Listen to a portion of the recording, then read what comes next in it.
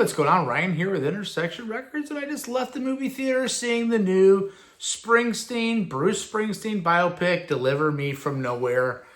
This movie stars Jeremy Allen White as Bruce Springsteen. The movie is set after the River album's tour concludes, and it talks about the making of the Nebraska album, which is the album that's right before Born in the USA. Again, Jeremy Allen White plays Bruce Springsteen. The other main character and supporting actor is an actor named Jeremy Strong, who I'm not familiar with, playing John Landau, who's the manager and producer for Springsteen, and really a confidant and a friend. This movie is about their relationship. It's about an artist struggling with success and struggling with his past and his relationship primarily with his dad. There's flashbacks to him growing up. After he leaves the tour, he decides to rent a house near where he grew up in New Jersey and write some acoustic material. And not only write it, but he brings in like a 4-track recording system, which is pretty primitive for 1982, since there's 32-track recorders by that time, or probably even more, 64, and decides to put these demos down. Now, meanwhile, a couple times, the record company's already on him because he's had this hit with The River, which produced the hit single Hungry Heart. What does the record company want after that first big hit? They want another hit to keep the momentum. We got MTV spawning in 1981, the year before. But Bruce wants to be acoustic and introspective and find out who he is. And again, there's more flashbacks to his childhood and some violence in the childhood, some abuse, domestic abuse. He has a relationship in the movie with a young single mother, played by Odessa Young, very attractive. And Bruce is struggling with that relationship, and the insinuation is maybe because of his upbringing and the abuse there that he's worried that he's going to be a bad father. You know, again, the records company's wanting updates, and they're trying to see what do we have here. They listen to some of the demos. They're like, what the hell is this acoustic stuff? We know that you already have Born in the USA in the can, I'm on Fire in the can, Glory Days in the can, Cover Me in the can. Where's this music? And why do you want to put this acoustic music out that doesn't have a single?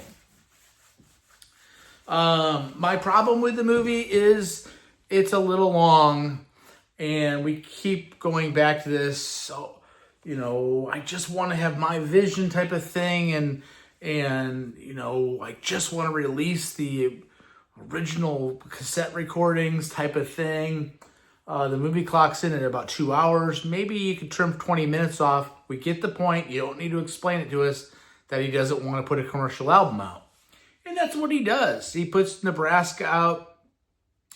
I liked the movie. I was going in with Bruce Springsteen, who likes to get political and talk a lot. I was ready for some big political anthems of how compassionate he is. Well, you don't get that in this movie, and that's great. You don't get any of that at all. It's set back in 1982. I thought it was interesting that one of the first scenes has a Foreigner song of the day. Was it Urgent, maybe, in the background while he's in the car? And then another time he's got the Santana, I'm winning. Remember that song? They show him play at Asbury Park at the Stone Pony a couple times, and, you know, reference Little Richard and John Lee Hooker and some of his influences that way. There's a Sam Cooke song at the end that's interesting how they sprinkle in some stuff. They even play Bellamy Brothers, Let Your Love Flow. I could hear that in the back of the diner. Shout out to my bandmates on that one. But I liked the movie. I wasn't expecting necessarily to like it. I thought Jeremy Allen White's acting was just okay because he's playing a quiet rock star. And it's almost like Bruce Springsteen is acting more than Jeremy Alan White is playing Bruce Springsteen, if that makes any sense. I